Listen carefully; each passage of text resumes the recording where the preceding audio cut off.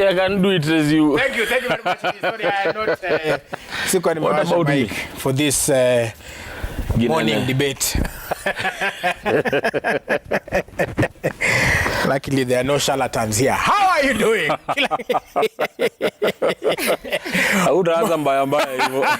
Mambo iko sawa. Asanteni sana. It's another beautiful, well, yeah, it is a beautiful Tuesday because we made it. We are alive. Tuko sawa. Watu wa Nairobi, I don't know about other counties, but Nairobi is freezing cold. Hii baridi, as Viri said. Hey? Yeah. Inataka watu wawili, mmoja wa kuamka na mwingine kutengeneza chai. Na mwingine kuendea mandazi. All right, I hope you guys are having a good one. Today on Tuesday, like we always do, like to talk about issues that are affecting the people. And today we want to talk about something very interesting. How do you say sorry? That's a question that is asked. So many people have said. There's a famous meme I'll never forget. There's a particular prophet who, when he's going to any town, people clean the road and wash the road and everything. So somebody said to a woman, say sorry or clean the road. Then unaona watu wako hapo tu mopping the road. It is a notion that some women don't apologize. Some, notice the choice of words. However, I don't think that is the case. It might be the case. It might be siku hizi watu wanarusha sana ma statistics. It might be a percentage here and there. We didn't have the statistics. But how do you apologize? We talk about the apology language. So we have with us Robertta Bobbie. Wagwan. How you doing? I'm amazing. Very happy. Yeah. Baridi tu ndio. Wait. Ni mingi sana. Yeah. Inatupress. Nasikia poa sana. Unasikia fresh. Niko amazing. Uko aje? Mimi niko sawa. Holiday ilikuwa freshi. Tafadhali tuendelee next. Tafuta, please, let's keep this going. They should do one for the Rastafari. Yeah, man. We need a holiday. And the Corino thing. And the Corino thing. Yeah, there man. Ndio hiyo sasa. Na ile Jobonyo. Bas. We there so. Tupewe something. Yes, I. Uko vipi? Niko best. Roberta tu introduce kwa Charlie. Mwicha. Ile siku anapiga vitenge. Ai, Roberta siku anapiga vitenge bro. Atuambie tu ukweli. Ameamua Julai itamtesa peke yake. No, not happening. Ni kama siko ready. Fire. Roberta anatuambia invite itakuwa tunataka tukua pole zinamuoka live. Yes, tupewe invite kuje na haraka sana. Bana we. Yeah, man. Anyway, mimi niko best. Na give thanks. Yeah man, na uko aje? Hata mimi niko sawa. Muo live. Nime maintain, tunaendelea tu. Unajua saa hizi watu wanafocus sana katika siasa. Ndio hiyo sasa. But yeah, tunaendelea. Muo fire. Vile itakuwa your design. CJ. How you doing? It's good to see you. Good to see you as well. Yes, you okay? Yes, I am. Yes, everything is good. Good. All right. Karibu sana. Unachota maji na punda? Unachota maji na punda? Watu wanachota maji na punda hii town. Hata tuachie hapo, tusicomment. Tuyo tutawachia tireva. Niongee na huyu. Okay, wamesema niongee na wewe. Shut up. Yes, I. All right. Bring that in. I want to start from way back because, again, you always like taking us back in terms of history and where we came from and everything. Yes. And like I said, people say it is very hard for a woman to say so. But again, back in the day also, it was a bit hard for our forefathers, our grandfathers to say sorry because they were providers. So hata akisema nikwambie pole na unakula. Na kwambie pole na unaenda shule. Kwanza hiyo kitu umesema is there is a notion. It is not a notion. It is a fact that they don't say sorry. Some, you have to say some. There are women who say so. But you said there's a notion. Why pointing at Roberta? She don't say so.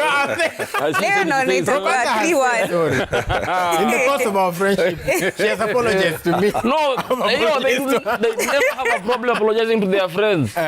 She will say a million sorries to her friends. But to you is where they draw the line. So, yes, and is this line in cement or sand? This line inapotea. Kwa cement. Okay. Yeah. It is engraved. It's engraved. Like the Holy Book of Faith. Maybe usimwambie pole. But anyway, ama Buddha vile umesema kitambo, our forefathers hawangesema sorry because simulisema kuna apology languages. Yes. Maybe saa zao ilikuwa ni kuprovide. They just did not say the word sorry. And it was not put in them also. Like we're growing up, no one told them, actually you can say the word sorry. is that sisi yenye tumegrow saa hii tunaona dunia tofauti, we know it's okay to say that word sorry. Unaget, otherwise wangetolewa gangster points mingi sana if they were to say sorry at that moment, because society did not dictate them to say sorry. But how would they, I wonder this notion about ulimasema ya mambo ya gangster points. There are times that you don't have to publicly say sorry. So utatolewa gangster points aje, and you can say sorry in the bedroom. I don't have to go and announce, all right, ladies and gentlemen, I have issue a press conference. All Savias, man. And say that I said sorry. So, all Savias. But basically that's it. They didn't know how to. They were never taught to say sorry. But they knew the best way to say sorry is to provide and be the man. You see? And also the ladies of that type did not expect the word sorry from those men. They knew if he acts this way, he's saying sorry. Sorry. Yeah. And they took it. That's it. Better half a loaf than none. True that. Than kulala njaa. Roberta, is it true? Do you think in your experience, is it true that the notion that Shatta is saying it is actually a fact that it is harder for women to say sorry? And why do you think so? I think it's harder for people who are emotionally unintelligent to say sorry. I'm not going to say it's a gender, because I could easily say I've experienced the same thing where men don't say sorry to me. Mtu anakunyamazia alafu expect akianza kuongelesha everything is easy, like it's okay, or you know, they start spending money on you and then they expect it's okay. And that's something that I feel like I went through a lot growing up, even in my household. Like, I never really had I'm sorry from my parents. Like, they never really said I'm sorry about a lot of things. And if you talk about it, it'll be like, but they're your parents, you know, they're providing. So it's kind of the same situation. But then again, I started realizing that the more I grew up and the more information I had and the more exposure I had to learning a lot of things, and I was teaching myself a lot of things, I realized that emotional intelligence na vitu ka communication ni vitu lazima usik for yourself, and lazima you want to learn for yourself and teach yourself. I'm not going to say it's common sense, because I had to learn it myself. Since I grew up in such a situation, it wasn't ever easy for me to say I'm sorry or to know how to apologize. So most times ukikosana na wase ni ego games iko at play. Ni kona nani anaweza nyamaziana nani longer, nani ataonesha haezi care better, nani ata win your argument in that way. But now, the more I grow up, mi atamsia kininyamazia, iyo kwangu ni emotional abuse. Like, I just feel like you don't care, you do not hold this relationship in any regard, whether we're dating or we're friends. I just expect a certain level of intentional, emotional intelligence. Go out there and teach yourself that it's okay to ask for forgiveness, or it's okay to say that you're sorry. And it doesn't take anything away. Actually, if I can see that you have that kind of deliberation in our relationship, I just feel like whether I forgive you or whether I'm ready to listen to you, that shouldn't take away from your side of, you know, making things right. Right. So I think the more we grow as just human beings, we need to be very intentional about being able to improve our relationships, and in that you have to be able to say you're sorry. And si castigate wase wenye wajafika hapo yet. That's why I'm not gonna say ati it's men or women, because me, for the large part of my life, I've been in heterosexual relationships, so I wouldn't really know. And the women in my life, they really make a point to say that they're sorry. Even my mom now, she didn't know before when I was growing up, but now she takes time. When I just tell her I didn't like how you said this, or I need boundaries here, she will apologize and she will take accountability, she'll take responsibility. Even if we don't have a lengthy talk, I see the effort that she's made from never saying. My mom used to buy us things like aki tukikosana tunaweza kosa kuongeleshana hata 1 week, but she'll give me money, she'll send me stuff, and I used to be very aware that that was her way to show that she wants us to make amends and be better. But sasa, you see, that also affects you in other ways, because now growing up, that's what I expected from people. If you want to say you're sorry, I want to see the material side of things. I want you to buy me things and give me money. That's what I'm used to, because that's how my parents always said that they're sorry. But now, like I said, the more I grow, the more nonani responsibility, and I teach my parents as well. That's why they're always, now they ask for forgiveness. It's so refreshing. Like, I feel like it's okay, getting gifts is nice, but please don't stop getting me gifts. But it feels very refreshing for someone, whether they're in a higher status than you, or like they're your boss, or they're your parent, or they're your man who's providing. It feels way much more refreshing when they're able to be vulnerable and to take responsibility and accountability and just say, I'm sorry. It makes my heart melt. It feels nice. It feels good. Yeah. All right. CJ, the other thing is, especially even in marriage, during premarital, watu wanafundishwa kuna hamburger approach. Do you know of the hamburger approach? Where you lace it up first with something good, alafu you talk about the issue, and then you end with something good.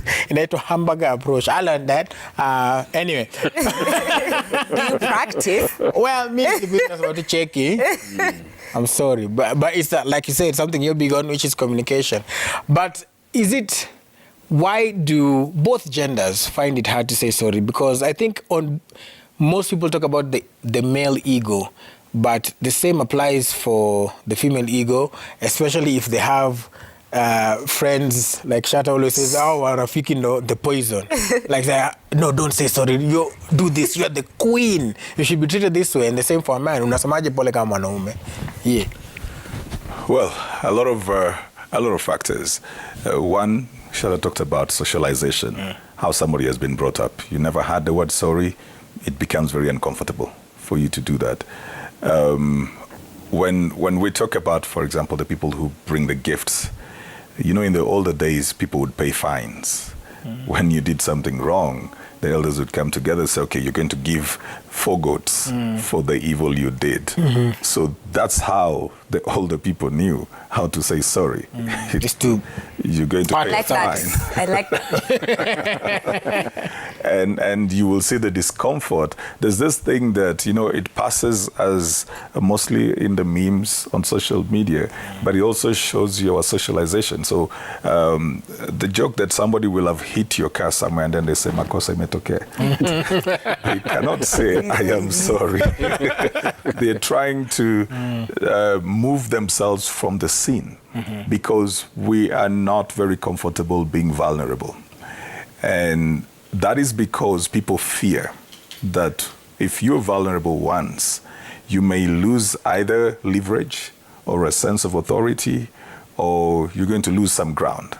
How do you bring back this relationship to the place where you are either equal partners or you are in the place of leadership or authority, having come down to the place of saying sorry? So it is mostly the fear factor that plays on them. If I'm a father and I say sorry to my son, has that compromised my place of being a father? If I'm a husband and I've said sorry to my wife, has it compromised me? Because by the time I'm saying sorry, I am vulnerable. I've got to come lower, in a sense, than the other person. So how do I reclaim my position after that? What if they take advantage of that and use it to manipulate me every time, you know, that they demand sorries? There are people also that I know who will say they don't want to say sorry because they think they may repeat the mistake. And so they feel there's no need to say sorry. Kama kuacha socks kila pahali. Yeah, because then or more. They will still say that. And sometimes it is also because the other person also will put that demand. Like, you said sorry, but you're still doing it. So they feel, okay, I'm not sure that I'm going to stop doing this now. So let me work on having a changed behavior, then verbalize my sorry. So quite a number of factors over there. One of the things, sorry to cut you short, but I've just thought of something. One of the things is that if somebody has not been socialized that way, I was listening to you yesterday. And you said some of these things, there are some things that you might not have the perfect example, but you can find the perfect example in the Bible. So if people can read, research, is this, because people always use that as an excuse. They say, mi nakwanga hivyo. Me, my dad never said sorry, so. It's an excuse. Yeah. It's an excuse because we become better. There are a lot of things that we know and we do now that were not done by the generations before. Right. So that is just somebody refusing to become better. And because that's a comfort a comfort zone, you know, for them. So we can't say this is how I am. Generally, we are growing, we are changing, we are becoming quite different in so many ways. We learn everything, including language. You know, language is acquired. We learned it. Wherever you grow up, you had people speak a particular language. You started learning how to express it. The culture that you have, you learned it. You were not born with it. You learned it. There is very little of nature that shows up in our lives. Most of it is the nurture factor. Regardless of your genetics, you will become what your environment is. So I think it's just people refusing, and that now brings the element of pride. There's the thing of pride that this is who I am, I do not want to change. When you say that you don't want to change, you are saying that you have reached the apex of knowledge. And that is why I call it pride. Because it means there's nothing else you can learn from anybody, from anywhere, and something you feel you have hit the roof, you are at the top, your way is the only way, and nobody's way is better. So there's the element of pride. And pride is a key factor in us not saying sorry. It is worse when there's an argument. It's one thing when you have wronged the other person, you know, you did something you shouldn't have done. It is worse when there's an argument, because saying sorry then looks like you're ceding ground and the other person is winning. Like there's a win and lose, yeah. So when you feel that this is going to make the other person a winner, you will struggle. You will struggle with it. You're just like, okay, so let me just keep quiet. I'm not saying sorry, but you know that they may be right, but you just feel like me saying sorry means that the other person wins. So it's just how we've been socialized, the environment that we are in, what we have seen before and what we have thought, but that also, again, does not give us an excuse not to sit in the feelings of the other person. Though, Willis, we shouldn't also say sorry when we don't mean it. We shouldn't say it as a way of ending the argument. The argument. Yeah. Sorry, Basi. Sorry, Basi. So, and the other person still wants to express where they are at, what that has made them feel, how that has made them look, what that really means to them. And then you just want to cut it short, like, okay. Enough. I've had you. Sorry. You know, women act from the place of their feelings. It is we men, we act from the place of facts and figures. It's the bottom line. So if there's an argument between Robertta and Shatta, you see, that's why Shatta will always talk about step. Because men work on facts. It's the bottom line. Yeah, you just 1 + 1 = 2. It's the bottom line. But you realize for Robertta to bring her point, she has to bring her emotion into. So that's where the disconnect sometimes comes. I would say for a man that you need to let the woman express what she feels before you can bring your sorry. And this can even be at 2 a.m. Yes. It's just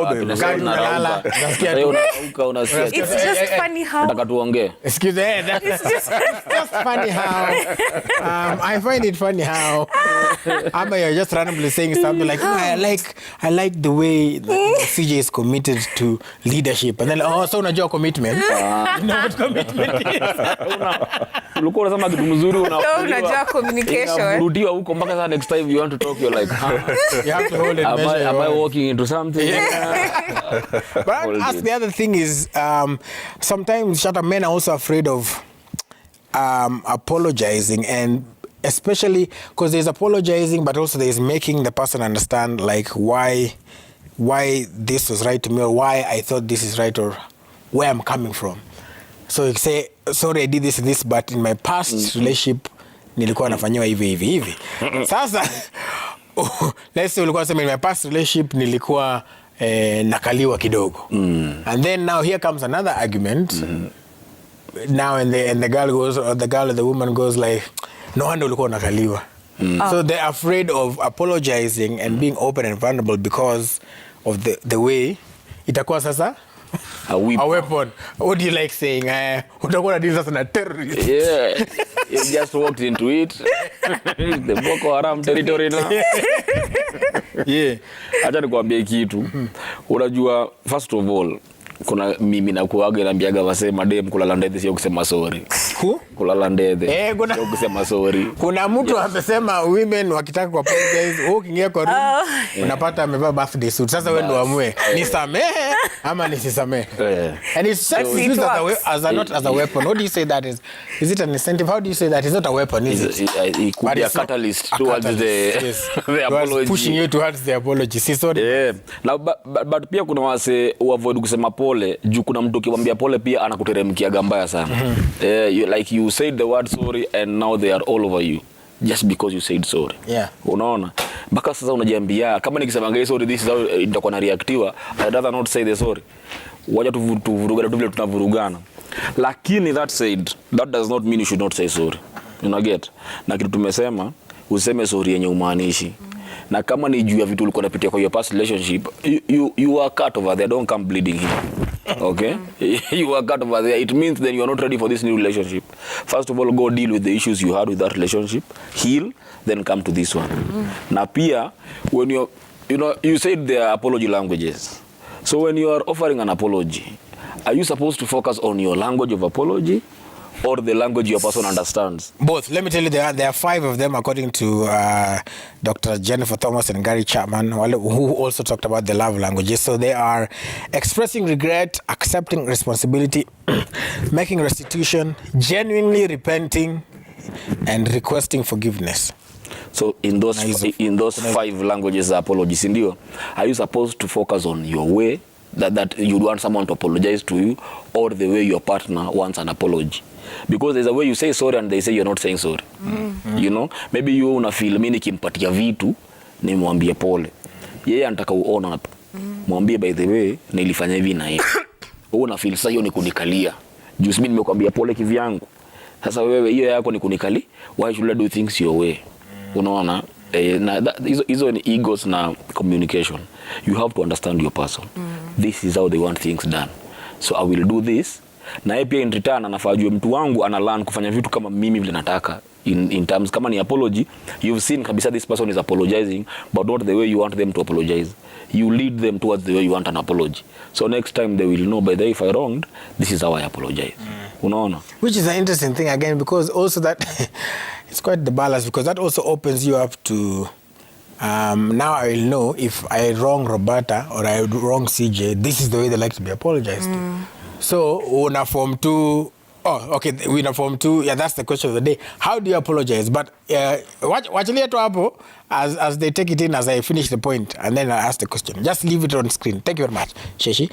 So you can also, people will learn to take advantage of you. Wanasema tu Shatta nikimwambia pole na nimpatie reason hii, then that's it. Because there's somewhere here, the one about repentance, somebody is saying that a true apology is change. You have to change the behavior. Si tu kusema tu sorry jana Shatta nikwambia pole alafu nimcompliment dread ziko fresh. Imetosha. Imetosha. Anyway, want to find out how do you apologize? That's the question of the day. SMS to 22422. Use the hashtag Daybreak. Ladies and gentlemen, I'd like to know, ladies, if you could also chime in here, it will be interesting to find out how do you apologize. The hashtag to use is Daybreak. The SMS is 22422. Let me start with that first one, just so that at least there is some education. So expressing regret, if that's your love language, it means it's a simple act of saying I'm sorry. Along with saying words I'm sorry, you have to show remorse. All right, and then this may be your apology language if you want someone to acknowledge that they hurt you, you want someone to genuinely express that they regret their actions, and you want to feel validated in your emotions as well. So that is what do you call it, expressing regret. But they also say that an apology should have almost all of them sort of in one. Si ati kusema tu pole alafu yo peace say to stiep. Anyway, so how do you deal with that? Same question I was asking Shatta. How do you deal with apologizing and also being vulnerable, because you want the person to understand sort of where you're coming from? Now let me put you guys on to a secret. Yes. Please do not sexualize emotions. Like, do not make it a gender thing. The easiest way to get over something is to sit in your feelings. The easiest way to get over something is to sit in your feelings. do not ignore, do not postpone, do not act like you do not care, do not fake, because you're putting that ego for other people to see. But at the end of the day, you go home to yourself, you're in bed on your own, you have to sit with your feelings, and you're still gonna feel the pain. So the secret is, repeat tena, sit in your feelings if you want to get over something. You're jealous, acknowledge your jealousy. You're angry, acknowledge it.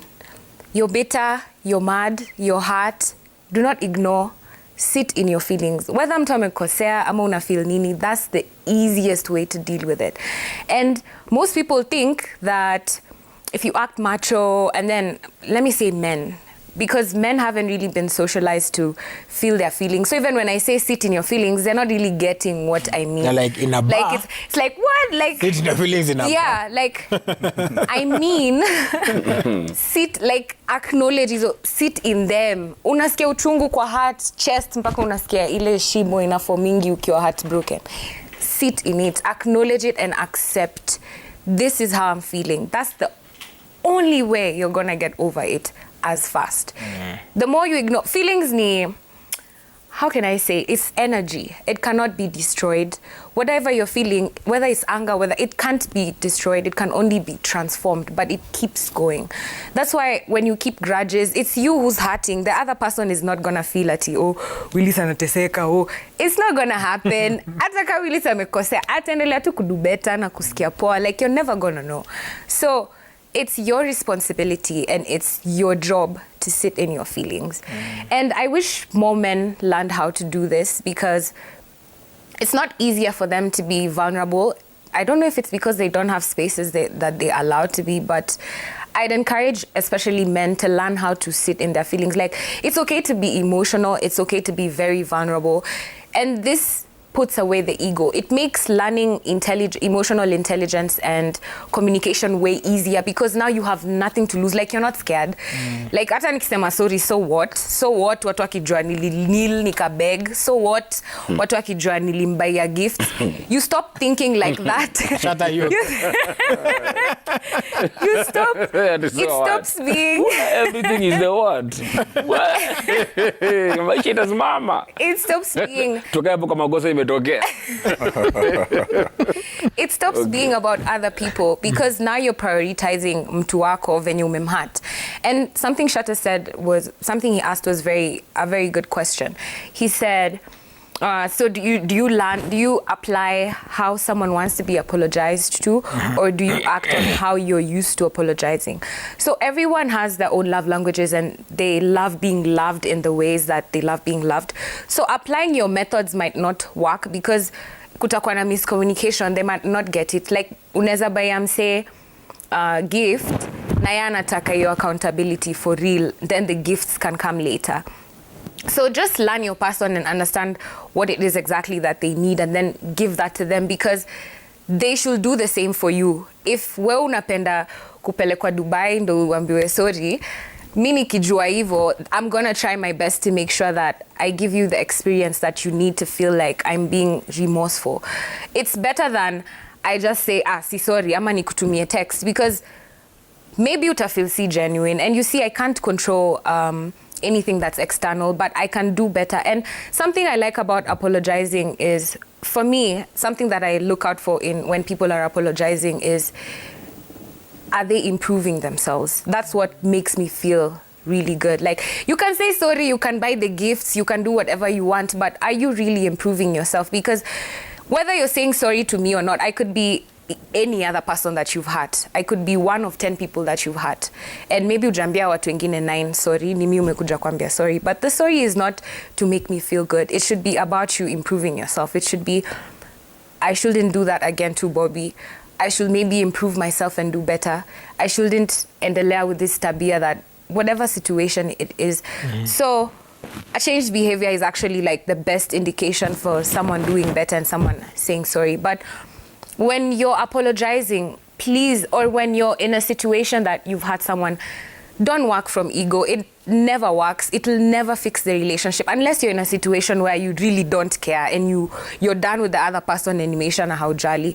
But if you actually care about the other person, even in the slightest of ways. Whether ni wewe umekosewa ama umekoseana, there has to be a spot where you're both on the same page and you want the same thing. So ego has to leave, and you guys have to take the pride out and just come to the same space where you're able to be on the same level and hear each other out and say that you're sorry. Right. So the best way, I'm going to finish by saying again, the best way to get over anything, whether you're hurt, depressed, sit in your feelings, acknowledge them, accept them, and then it becomes easier for you to understand them and deal with them. Shatta naye anakataa tu mambo ya kupiga magoti. Lakini kwa ground Shatta tunapigiwa magoti. Mutapigiwa tu. Now.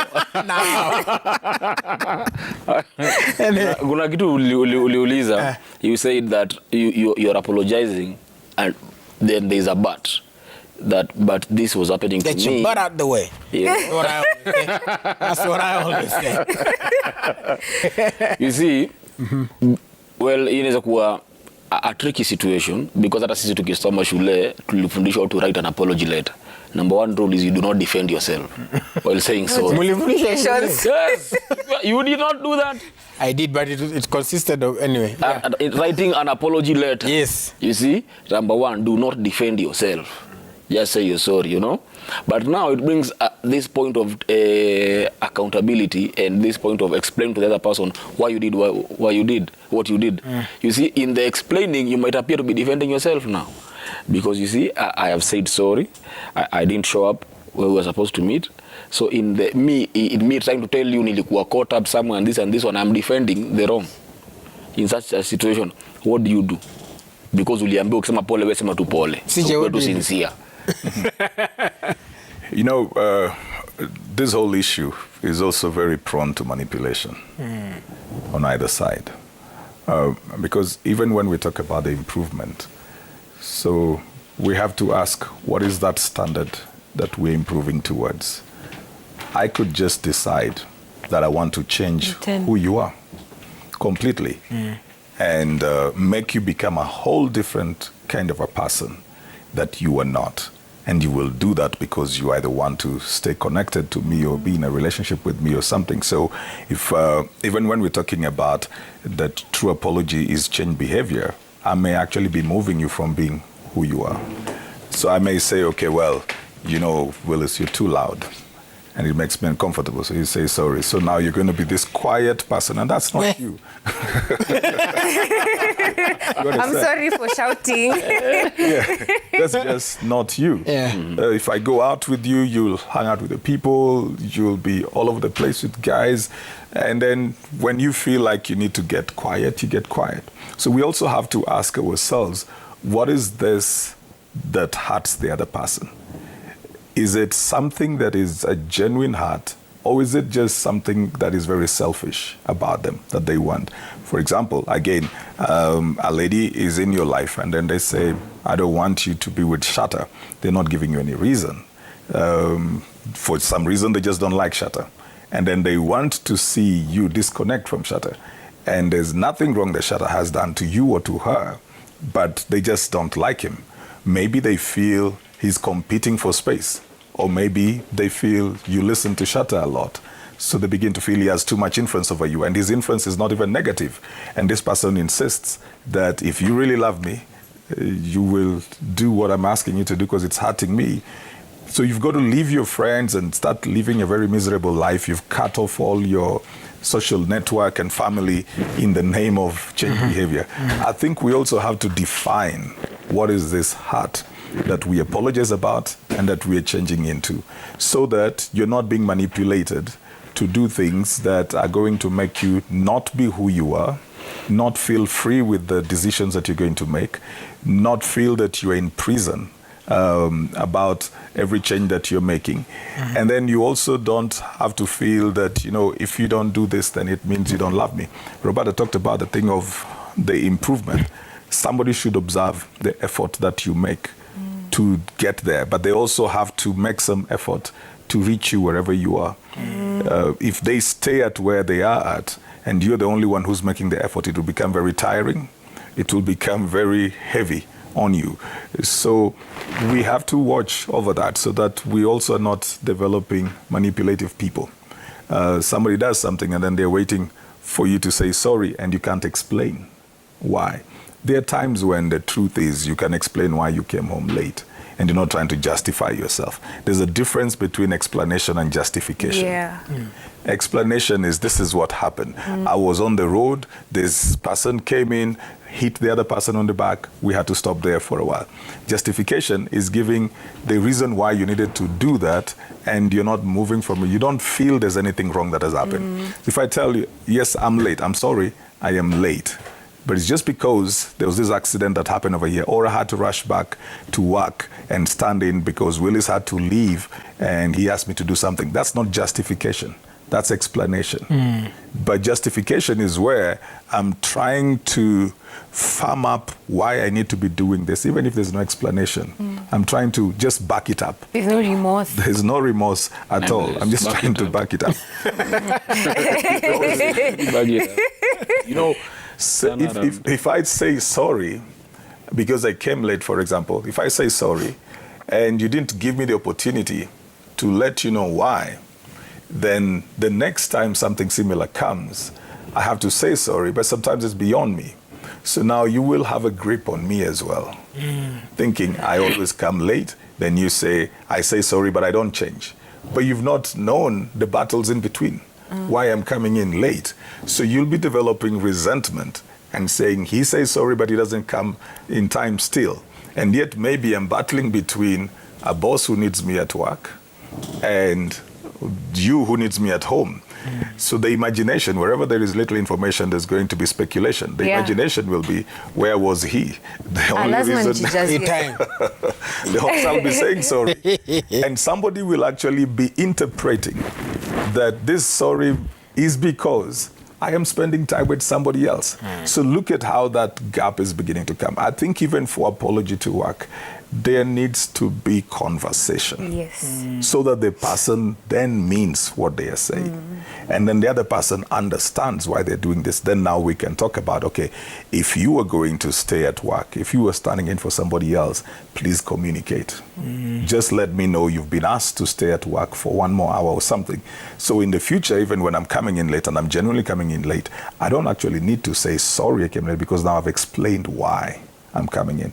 Otherwise, we'll keep having sorries with the same behavior over and over until somebody says, your sorries never mean anything. And the person means everything. Shatta, what about those peer in the same, because you just said there's a lot of manipulation. So there are those who they expect you to say sorry. Ata wenyewe wasemangi sorry. Bugdha. Terrorist. Loboko, Ngwasuma, Mushki. Allah. Abu fikiria hivi, just a second. The word sorry in your mother tongue. Most. You see? Abu say, it just in your mother tongue say, I'm sorry I wronged you. Most na hinyi. Unaona? Kuna watu walilearn their first language is their mother tongue. Kuna watu their first language is English na wengine Kiswahili. When you say sorry in your mother tongue, it's very heavy. It is very heavy. That word is very heavy. From mine actually denotes speed. Because most can be used for speed. Yes. It means nime hoa. Nime relax. Most. Unaona? So kuna watu wakisema, first of all, you see, kuna watu kwanza atafikiria na mother tongue ndio translate Kenya nasema. Una get? Hata tukisoma sisi tunasomea up country bana, you are doing a English composition but you're thinking in Kao but writing English. But you're thinking unafikiria na Kikamba kwanza alafu unaandika na Kizungu. You see? So kuna mtu wako hivyo kimwambia sema pole anafikiria kwanza na mother tongue vilio hadi ni mzito. Anaangalia huyu ananiambia niseme nini? Huyu ananicolonize. This is colonialism, unaona? But just like we said, it is in bettering yourself that you realize actually saying this word does not cut a part of me. Unaona? I can say this word and be okay. And for people that ask for what they cannot give are just selfish people. And you should not surround yourself with a selfish person. And you need to be in a space where you're free to air your feelings. Tell them that when I wrong you, I say sorry. You know? When you wrong me, it should be okay. Or try to understand them. You see, this is how you make them actually change at some point. You ask them, why is it so hard for you to say sorry? Why can't you ever tell me sorry when you wrong me? You know, then they'll give you their reasons. I was made to say sorry. Some people are dealing with trauma. You see, that time we were saying that they were cut somewhere and they're bleeding on you now. You know, you get to understand why it is so hard for them to say sorry. You know, yesterday I posed this question. We were seated probably na my boys, and I asked them, should a man say sorry? Actually, most of them, my brothers were there. DJ Blink, DJ Rev, another one called Johnny. Tulikuwa tumekaa pale, and they were like, no. What is the reason? Act sorry. That is what they said. You do things. We kuja mfanyie hii mpeleke hapa mbaie hii. Ajue tu umesema pole, lakini kusema hiyo pole maze anakukaliaga nayo sasa. Anaanza kucontrol nayo. You see? Can you give them CJ's number? Definitely. There is a CJ Atemo everywhere. My brother, talk to him. You know, it tells you kuna watu wamepitia vitu, unaget, and they took that to be the truth for everyone. That if I said sorry to Roberta and she started using it against me, now if I go to someone else and say sorry, they will start using it against me. So you're dealing with trauma, you know. But the best way is to tell yourself that kila mtu aliumbwa independently. Unaelewa? Therefore, the way huyo alinireactia nikimwambia pole, sio huyo atanireactia. Unaona? Na kama ananireactiaga hivyo, I will sit down and tell them, by the way babe, I will stop telling you sorry. Because when I tell you sorry, you use it against me. You make it a weapon against me. So that hata yeye mwenyewe atajiruta jambia, maybe I do this. And maybe hata juu.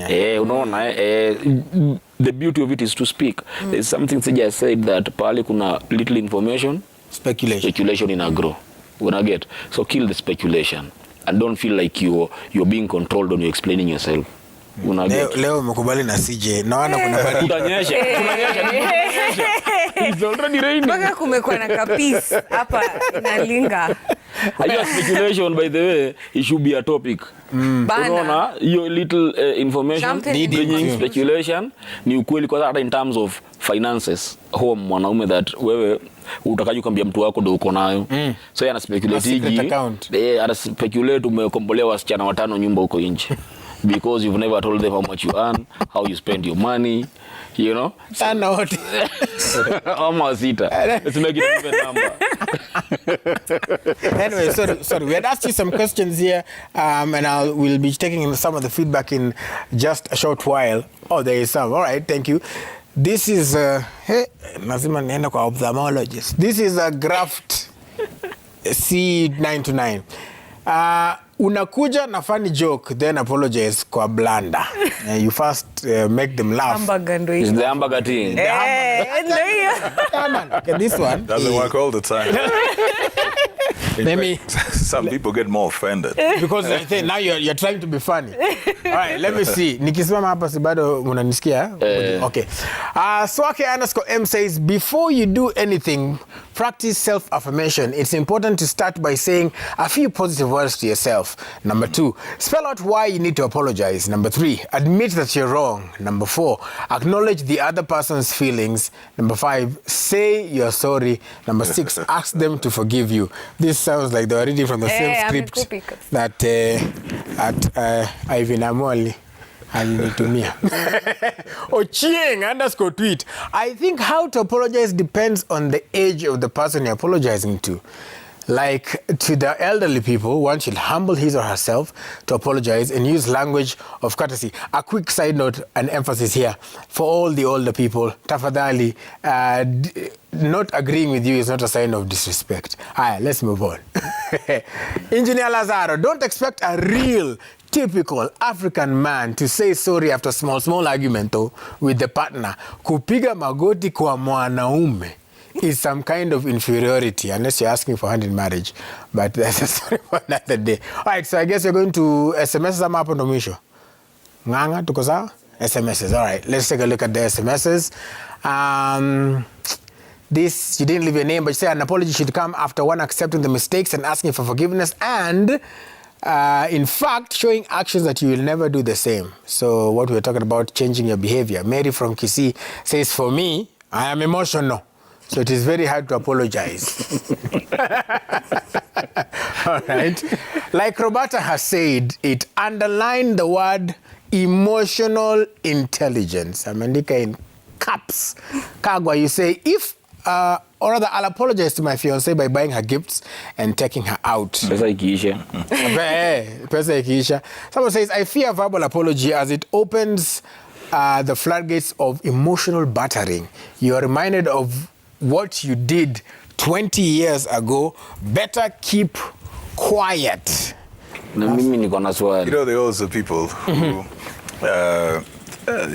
somebody will say sorry because they're remorseful, but they can't explain why they did what they did. Then the other person now insists. Explain. Explain it. Then they are put in a very difficult place. Right. Now they just feel like what Shatta said earlier on, and they just feel I shouldn't even have gotten myself here.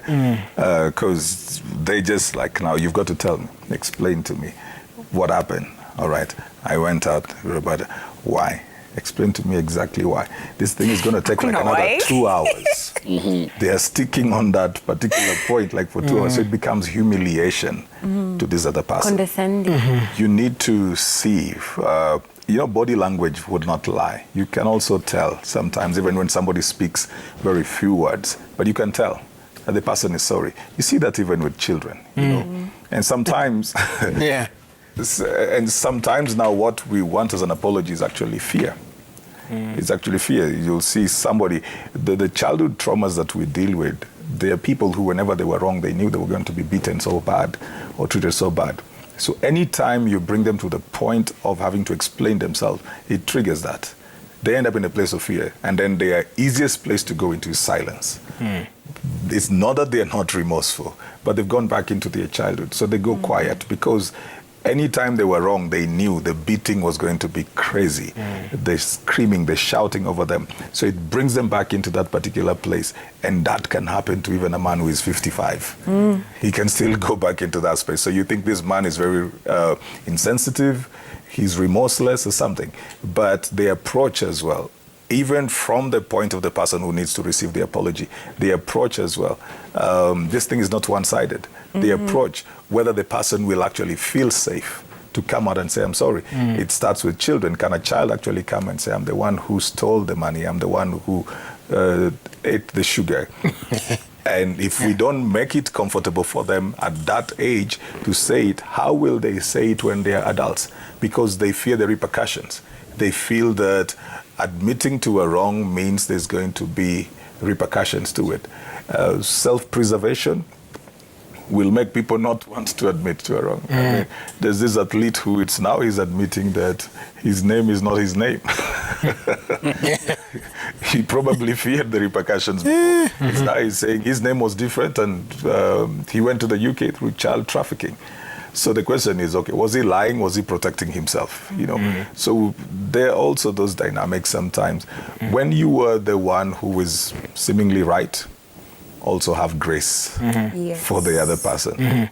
Don't stand on a very high pedestal and make this person beg and kneel and bow and make them feel the pain of you're the one who is right on that particular day, and no matter what they do, you know, and you're the one who's always right. Have some grace for them as well. Understand what it really means for them to even get to the place of making an apology. You know something else? Yeah. I do want to add. Don't demand for an apology. You know? Let me tell you, do not especially demand. In this. Let me tell you why. We've seen it so much on TV. I demand for an apology. An apology. Don't demand for an apology, because this person will make you do things that you will end up apologizing. You know, I'm speaking from experience that you would be wronged, and because you want this person to apologize and they're not apologizing, you raise your voice. You know, then now you're not talking about the issue they did, you start talking at each other. Yeah. You know, get? So you go, then later on you come back and you start apologizing. And you all come because initially you're like, I'm sorry, I raised my voice. Nini. So the issue that you wanted an apology for is no longer being discussed now. What is being discussed is how you reacted to you demanding an apology. You know. So if they don't feel that they owe you an apology, give them space. You know, distance yourself from them. When they realize they wronged you, they will come with a genuine and sincere apology. But if you keep demanding for it, they will say sorry for the sake of it, or make you apologize in the way you reacted. You know, something else, I've seen people that have said sorry and they get mad at you for not forgiving them. Nimesema pole. Ni nini ingine unataka? Situendelee na maisha. You need also to appreciate that this is a person you hurt and they have feelings, and sometimes it might take time for it to heal, for them to be okay, you know. But some people, nimesha apologize umse. Ni nini anataka? Nishaambia udem pole. Ni nini ingine anataka? Ni kunivuruga tu. Hiyo sasa, and now they make it your issue. You know, wewe kazi yako ni kunita. Si nimekuambia pole. What do you want? You just don't want to see us happy. What? And ni wewe ulikuwa umekosewa. You get? So first of all, you need to learn those two things. Don't demand for an apology. And when you say sorry, it is not upon you to dictate the time this person will take to forgive you. They might forgive you immediately or take a week or so, depending with the level of hurt they're feeling. And it should be okay, yeah. They could never forgive you. Let me just add something Shazmin said. Shazmin says... Shout out to Shazmin. We miss you. We miss you, Shaz. Shazmin says that what you should do is always ask yourself from a point of, what can I add onto than what can I get from the situation? So if you're a person who expects apologies in a certain way and you expect people to apologize to you, you need to focus more on the kind of person you are and what you give as well. Are you someone who apologizes? Are you someone who gives people grace? Are you someone who gives people the space to be able to come and say that they're sorry?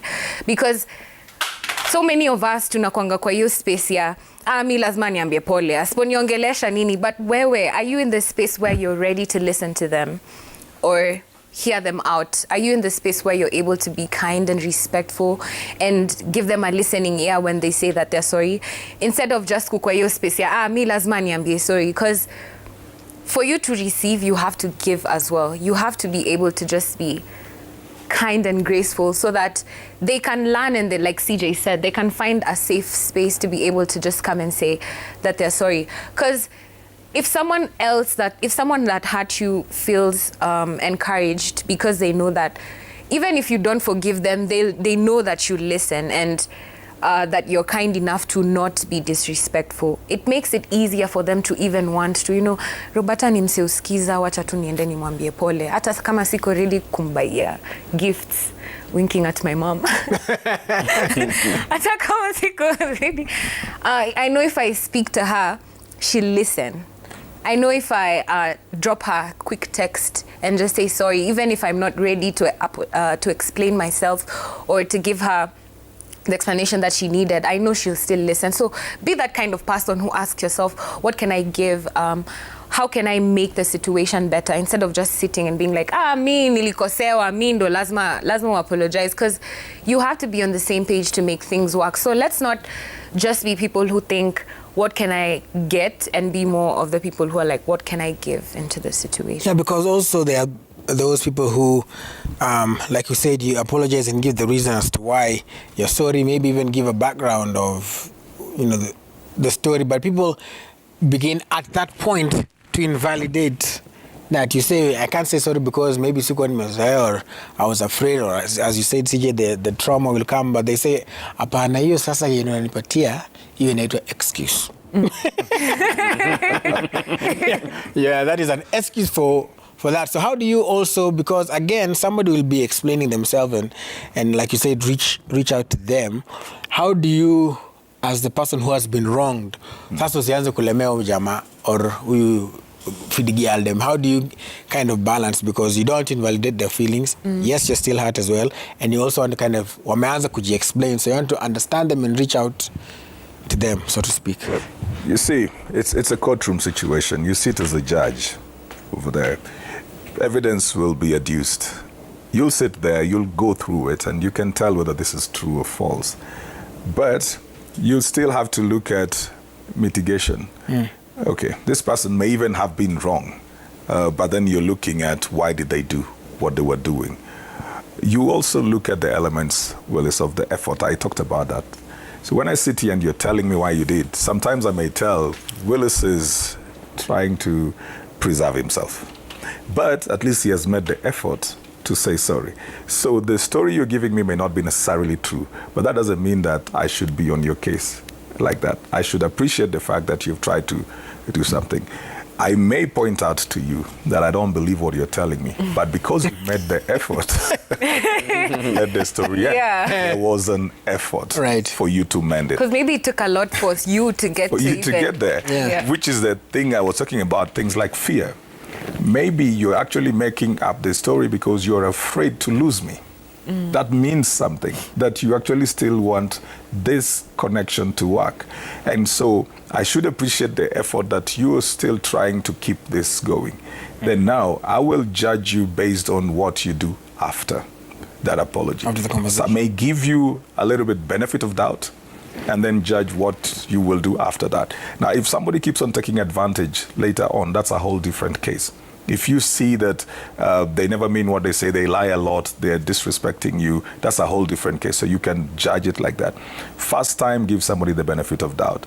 Don't be too tight, because you may also need somebody to show grace to you for different reasons. You know, your struggle may not be my struggle. Some may think I don't struggle with what you're struggling with. This is what makes people very difficult to apologize to, because they feel that what you have wronged them in, they are above it. So they really come very harshly in areas that they don't struggle with.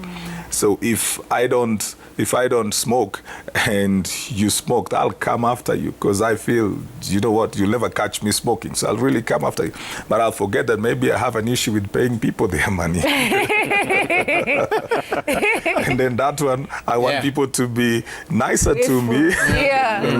Not remembering that I was not graceful to this person over here. So just remember that you also will need grace.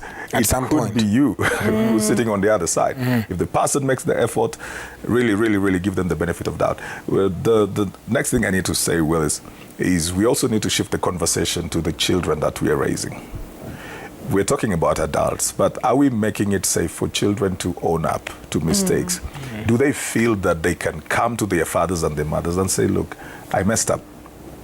I did this, even before we asked them, or even when we have found them out, can they come back to us and say, it was me who broke the remote, it's me who left the door open, it's me who went out? Are we making it safe? Or are these kids growing up fearing us? And so they cannot apologize. Then they grow up to become those adults.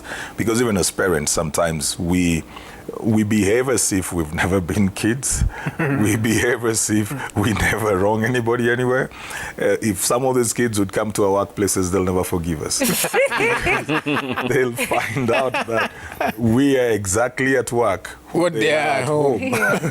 And we don't forgive them back there. So we also need to move this conversation to how are we raising our children, because those are the people then that will become adults. Do we allow them to come to the place of saying sorry, and does it end over there? Once the child has said sorry, do we forgive them? Or do we now begin to tell them so many things, you know, the African mother syndrome kind of a thing? So you start saying a lot of stuff that hurt the ego of this child, hurt the confidence of this child, put and instill fear in them, so they'll never want to say sorry anywhere. On that, jiulize tu swali. There are two types of children out here. There's a child that atajipata kwa ngori, ajiambia I need to call mom.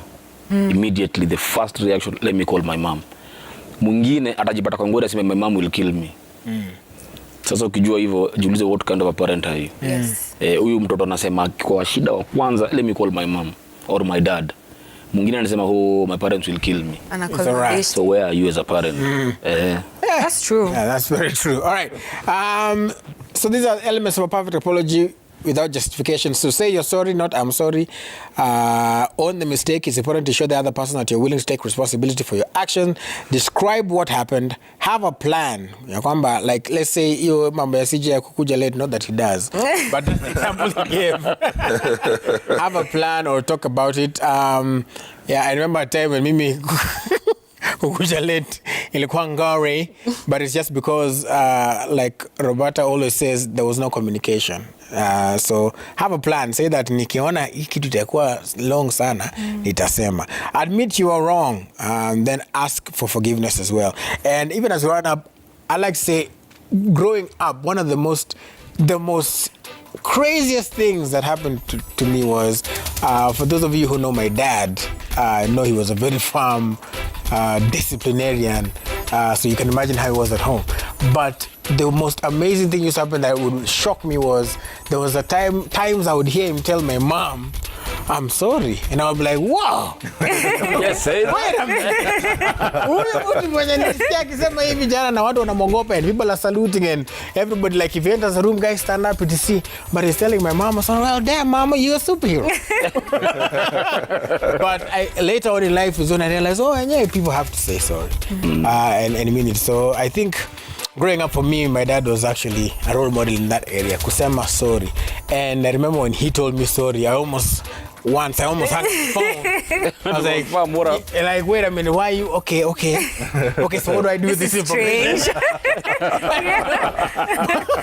But I think that brings to what CJ was saying, that you have to show, this would happen. This was like long time ago and I still remember it. And you can imagine now the children, especially what people are calling COVID babies, children who in this 21st century who are smarter, getting sharper every day and more observant. Children are sponges. You can imagine now with technology, everything they're absorbing. So let's be great parents, just like Mse Peter Raburu, and apologize when you're wrong. Sorry, now. Yeah, man. My dad. Yeah. My dad will do everything for you to tell you sorry. Like he would do things like maybe kitu alifanya extremely to tell me sorry. He transferred me from a school to another. And that was him saying sorry. He transferred because I was feeling wronged by him in the school that I was. Yes. So when he would come home, I would duck. He comes home, I duck. You know what he did? He took me and brought me to Nairobi. So alone, left every other brother Ushago. He brought me to Nairobi in a school where I will see him daily. And that was him saying sorry. Yeah, well, but you say sorry to your children. I do a lot. And other people, it's very easy for me to say sorry because it's through learning. Yes. It's these things you choose to better yourself every day. And also when you're apologizing to someone, please know when they are ready to take your apology. Like you might want umenikosea leo and you want to apologize today. I am not ready to listen to that apology. You wait. Just wait. When I'm ready to listen to the apology, you will apologize. But kuna mtu amekupigia simu 10, umemblock kwa simu zote, anatafuta simu ya rafiki yake, anakupigia nayo akwambie pole, anatuma message na namba huna, umeblock kila namba. Wait. This person will cool down and you will say you are sorry. Okay? Alright, well, we hope that you've learned something, and in case you're catching this at the tail end, you can always catch it a little bit later on YouTube, and hopefully next week will be full house. Shazmin back. We miss you. Tafadhali. Njoo.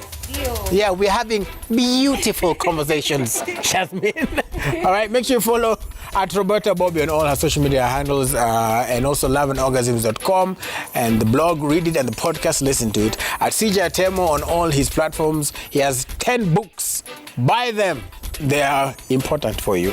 And at Shatta Bway, at Shatta_boy on Instagram, Shatta Tiki Taka on the Twitters, and at Wax Tiki Taka every weekday from 10 to 1 on Radio Citizen, radio namba 1 hapa nchini Kenya. Hata ukiendelea pewa coin. All right, peace and love. Remember, successful people look like you, full stop. And God loves you, and that will never change. Peace and love.